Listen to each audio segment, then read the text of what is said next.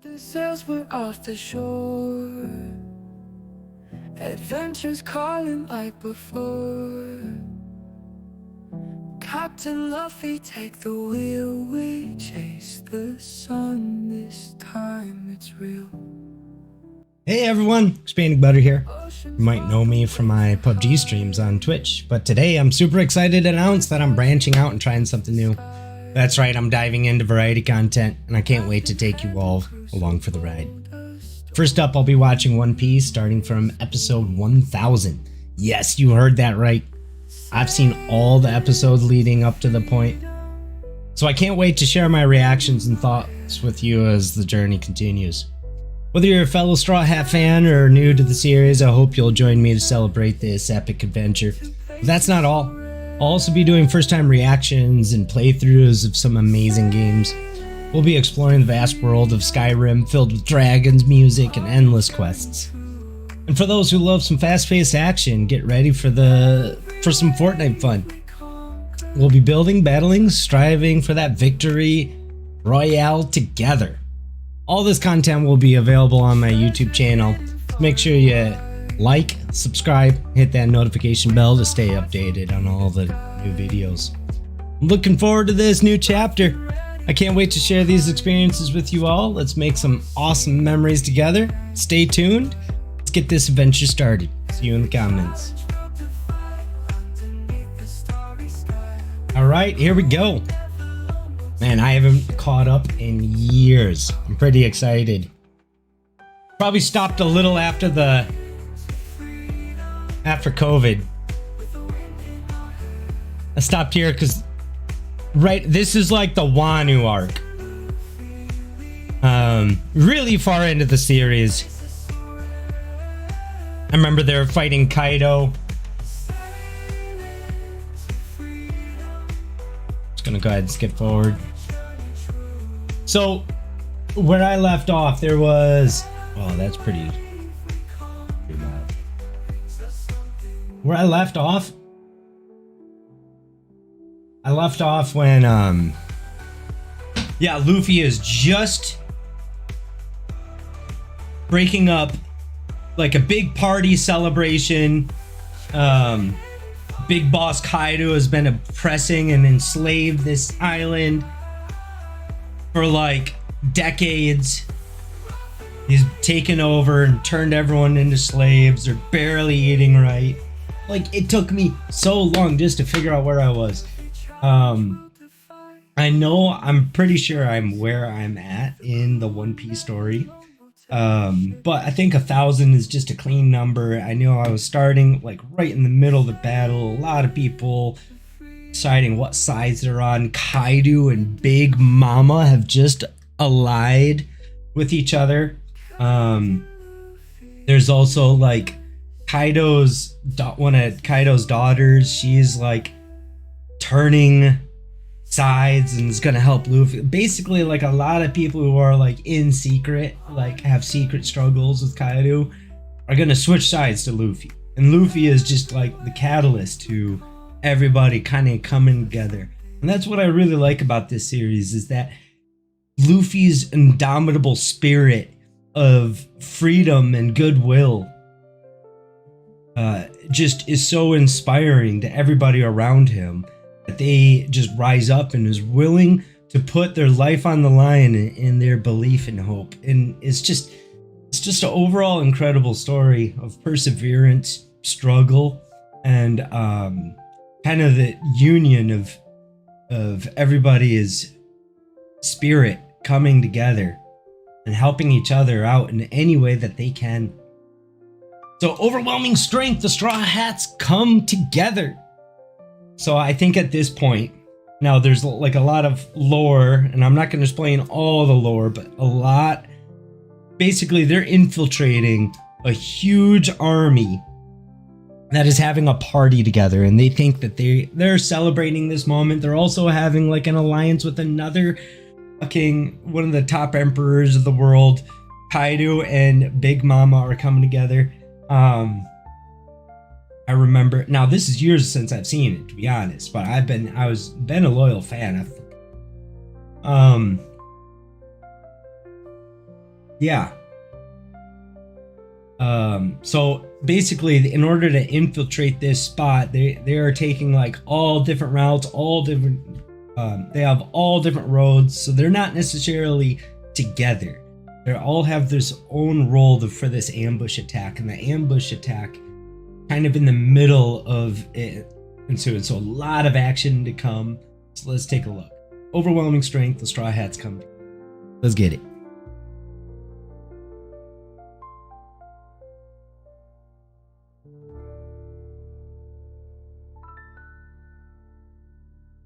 I think Chopper and Frankie were fighting Big Mama just now. That's the last I remember.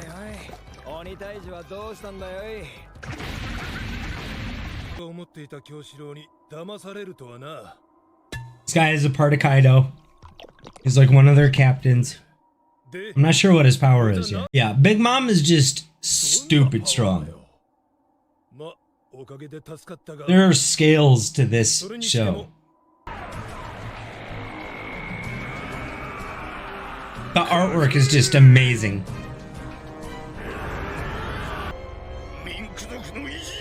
Minks, that's what they're called. So right now the Minks are fighting Kaido, are taking like the lead, and they've got this like crazy strength, kind of like werewolves when they see a moon. They're like half human, they're like chimeras or whatever. They're their own race, but they get stupid strong with the moon when they're already crazy athletic. I think one of Kaido's, this must be Kaido's guy, and he's like, I think he's probably got some sort of devil fruit, Zoan devil fruit, that they can turn into an animal, a human. But the other guys are minks. This guy, they're supposed to be cats, but they're all like supercharged. Oh my god, these guys were the main like crew of, okay, Wano is the setting here. They are the main crew of the old king or emperor, right? And he was, without going into too much detail, he was a very humble man. And he took care of everybody, and he also subverted a lot of expectation. He comes off as a very lazy guy, but this guy's like a very intentional man. Anyway, he had died. These guys are fighting for their country back, and these guys are like the original crew that was also like a ragtag group of people, and they've grown into being very special and powerful.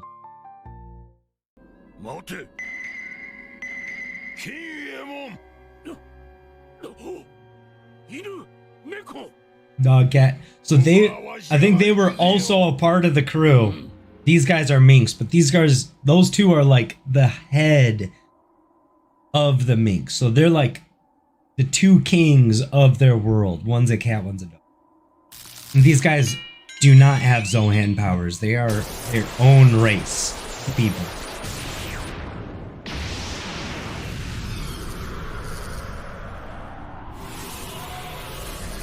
This is their transformation right here. Oh my god.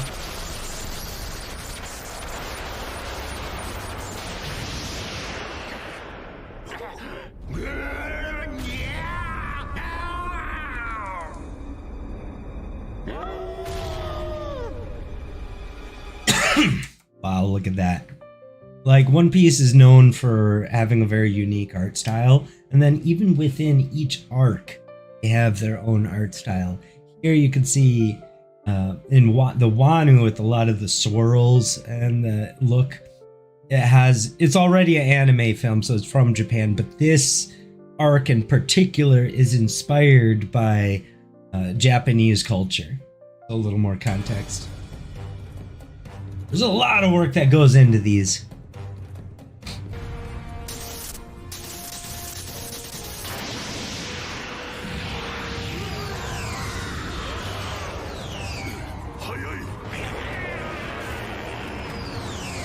in this stage, this is supposed to be like the scales of power just keep on tripling.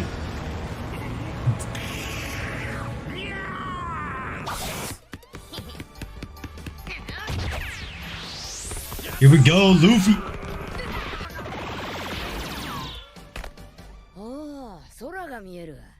So he's trying to get to Kaido.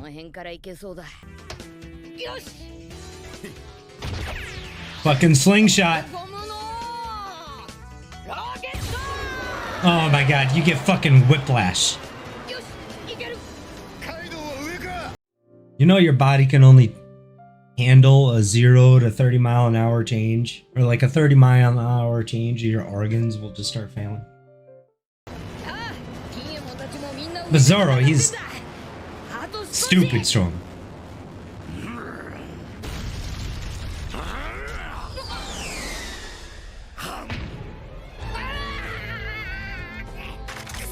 These are like giant Zohan type people.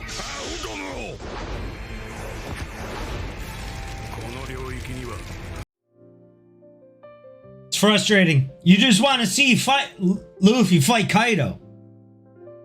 But like, Kaido, he's an emperor. He's got, and there's a reason why he's emperor, not just because he is a stupid fucking, he's like the Juggernaut is the best way to describe him.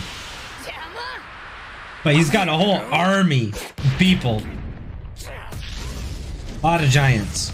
Kaido's a giant himself. He's like a small giant.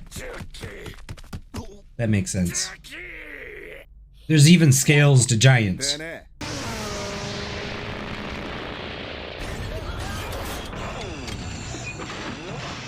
This is a Goofy crew.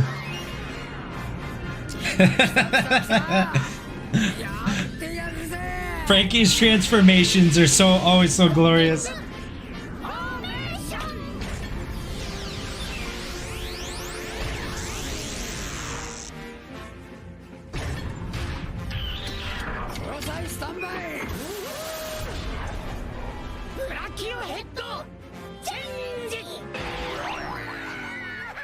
What? Single seater. He literally has a spring to just fucking eject them.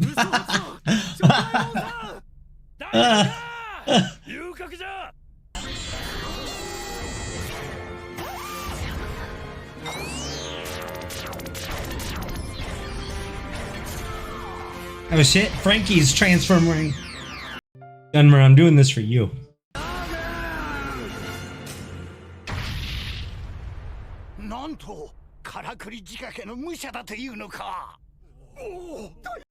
Again, these guys that are praising Frankie, those guys are the original, they're the original samurais that got taken over by Kaido, and they've been kind of hiding or just laying low for about 20 years or so. They've been waiting for this moment to come, and they are just fucking desperate. Again, all the families are enslaved to just feed the industrial complex of Kaido. And so these guys are like, everybody who's fighting is willing to die. And they're just so grateful. All these guys, they are weak as fuck too. But yet they are willing to take on Kaido. It's really hard to describe just how fucking Kaido is. Weird. Like Kaido, he literally tried everything he could, including falling off Skypia, which is like 3 miles into the air, and tried to jump and have him crash into the ground. And he basically, he's past that point now, but like, he cannot die even if he tries. This is just how strong he is. Sanji!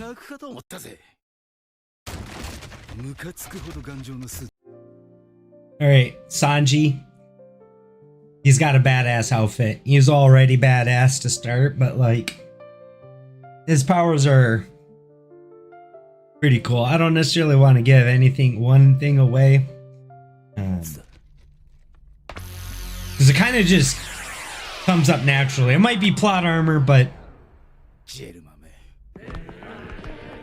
the story behind his suit also has its, like, there's so many little things that has its own lore, even down to the boat or the sword.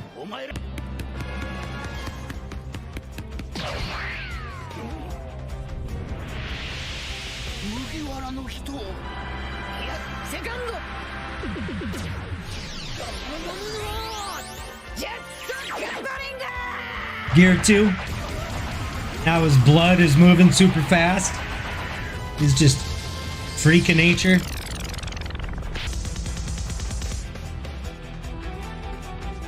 Some flashbacks. You're gonna see a million of these flashbacks as you watch the show. You can see it, the evolution of the art style and production changes over the years. Oop, my mouse is in the way, my bad.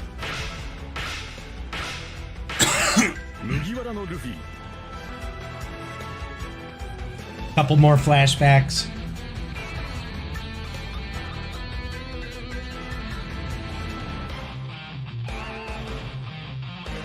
That was pretty much his. Oh my god, this is powerful scene right here.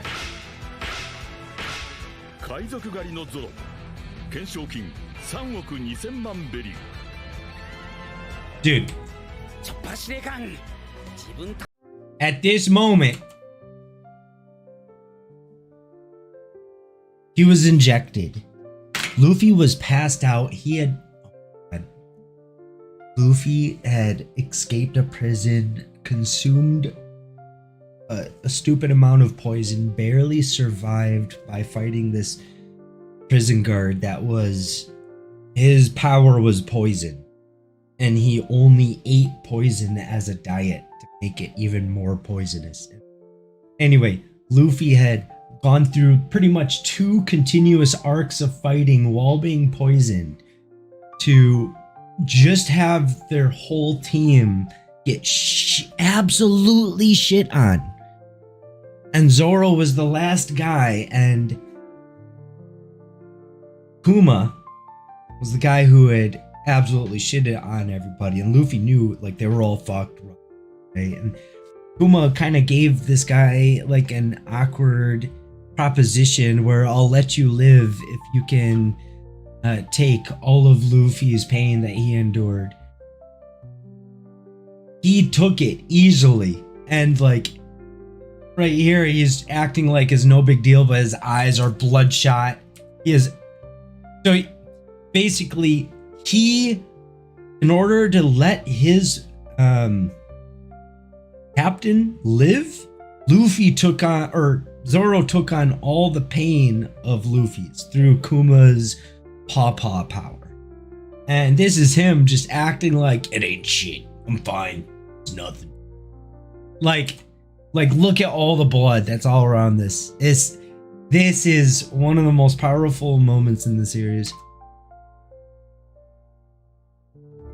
Like, when you just see the image, you just get a flashback of that emotion that it left on you. It's quite powerful.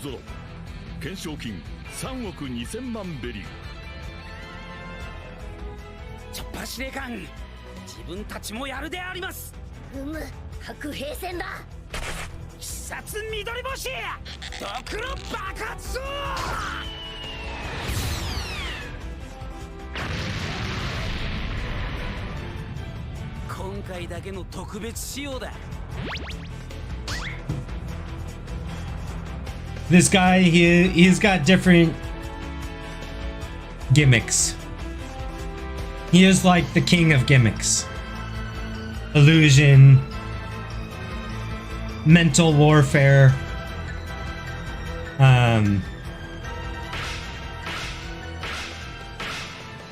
tenacious, clever, not known for his strength. And we got Choppa, the king of transformations. Now this is weird. Most people are like humans that turn into animals. This is a reindeer that got turned into a human. The reindeer ate a human fruit. Then we got Robin, who just has like this. That's her power. Hers is very... It's both weird and interesting. She grows arms out of anything. She can grow like body parts and have them even morph into one being. It's a broken power, but at the same time, it's not like other powers where you're like the embodiment of light and ice and fire, and that's kind of the point, is that not all the powers are stupid insane, but they're all kind of useful in their own way. Here we go. Brook, very carefree dude, musician, samurai. This is a very tragic, this scene right here. This is crazy. His power is that he is immortal. So he was the last to survive on his crew because he didn't die. So he pretty much spent decades, maybe even a century, of playing music for his dead crewmates. It's crazy tragic, but yet he was also kind of the embodiment of good spirits.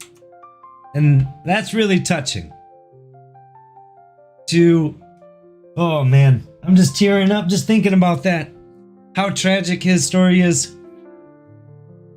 But he got a soul spirit and he was able to find his body, and by the time he found his body, his body had already rotted away and he was just a skeleton, and he hung out with just his friends. I don't know. Until Luffy found him, and Luffy fucking instantly recognized, like, out of everybody there was kind of a trial with Brook though. He was like, yo, join me. And then Brook was like, deal, let's do this. Like from the moment they met, that was their first words, is they just knew. They were down. They were on the same page.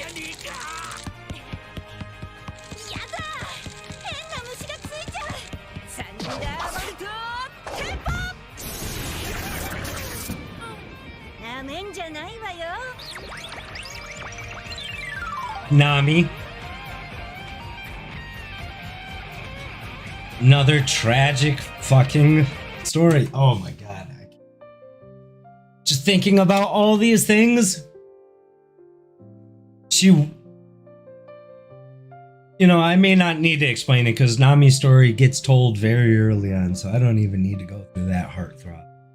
But she kind of represents like a normal human with normal human strengths, but she's also incredibly, she is the world's best navigator. She basically studies, she's like the geoguesser.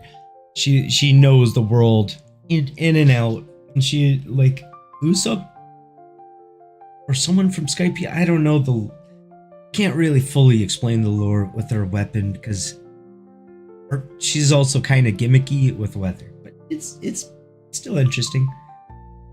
She does some shit. His crew. Now here we got the old man. He's like this guy is like the old man of the samurais of Wano. And basically old man has stupid good powers too. But he's also old. I don't know. They always 相変わらず周りは敵だらけなのになんだろうな負ける気がしねえんだ確かにそういえばそうだ不思議だねなんでそう思えるんだろう決まってるだろう麦わらの人がいてくれるからじゃねえかチアひとっ飛びだと思ったんだけどなくそ甘くねえな俺も行く上だな、とにかく。厄介だな。あいつら全部非行能力者か。翼をもぎ取ればただの毛虫よ。いや怖えな。相変わらず例えがよいやー、あれが噂に聞く大看板ですか。強そうだけど俺たちの船長はもっと強え。ええ、船長の行きたい場所に向かわせるのが航海士の私の務め。スープー任せとけ。その道はこのフランキー将軍が作る。行くぞ船長。おう、もう一回だ。行くぞみんな。丘は任せる。援護頼む。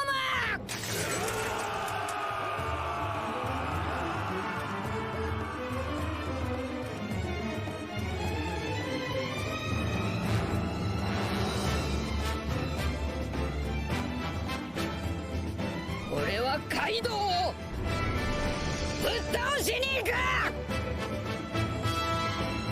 So this is a good series. This is kind of like a good reintroduction at this point. They conveyed thanks and to be continued. That was a good episode. It was really nostalgic episode, especially one good one to come back to.